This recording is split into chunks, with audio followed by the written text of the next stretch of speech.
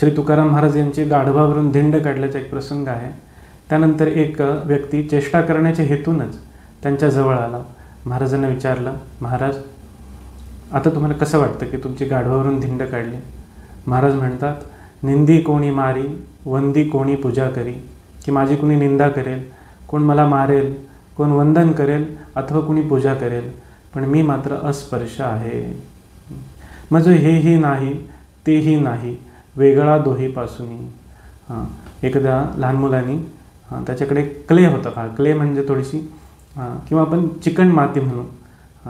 तर एकानं त्याचा गणपती बनवला. तर त्याचा मोठा भाऊ आला आणि त्याला शाळेत काहीतरी सफरचंद करून मागवलं. त्याने तो मातीचा गणपती मोडला आणि त्याचं सफरचंद केलं. मातीच्या दृष्टीने मात्र दोन्ही सारखंच. सफरचंदसुद्धा मातीचंच आहे आणि गणपतीसुद्धा मातीचाच आहे. श्री संत तुकाराम महाराजांची अशी दृष्टी आहे. त्यामुळे ते म्हणतात, माझं हेही नाही तेही नाही, वेगळा दोहीपासून. मग महाराज तुमचा देह कसा चालला आहे बरं? तर देह भोग भोगे घडे. जो काही प्रारब्धाचा भोग असेल त्यांना हा देह आपोआप चालत राहील. जे जे जोडे ते ते बरे. जे काही मिळत जाईल अथवा न मिळेल ते ते बरे म्हणायचं, ठीक म्हणायचं. याचं कारण असं, कारण ते प्रारब्धानं प्राप्त झालेलं आहे. याचा अर्थ महाराज त्यांच्या देहाला सुद्धा त्रयस्थपणे पाहत आहेत. पुढे शेवटच्या चरणात ते सांगतात की अवघे पावे नारायणी जनार्दनी तुकयाचे. की ह्या द्वैतात महाराज आता अडकलेले नाहीत. जसं एक नदी आहे, एक ओढा आहे, एक ओहळ आहे किंवा एक नाला आहे. हे सगळं मिळून शेवटी समुद्रातच जाणार आहे की नाही? हे सगळं पाणी मिळून एकच आहे. जसं 10 लाख वर्षापूर्वी जे पृथ्वीवर पाणी होतं तेच आजही आहे. त्यात काही फरक पडलेला नाही. तेच समुद्रातून जातं, पावसाच्या माध्यमातून पडतं. संतांची ही भूमिका आहे की एक परब्रह्मच सगळीकडं व्यापून आहे. माऊलीसुद्धा या प्रकरणाला त्यांनी ज्ञानेश्वरीत स्पर्श केलेला आहे.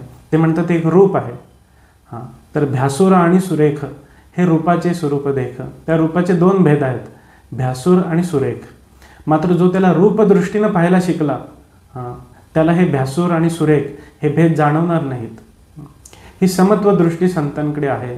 पूर्वी साखरेचा एक हत्ती यायचा आणि एक घोडा यायचा, एक गाय यायची, एक ससा यायचा, पेपरमिंटच्या गोळ्या असायच्या.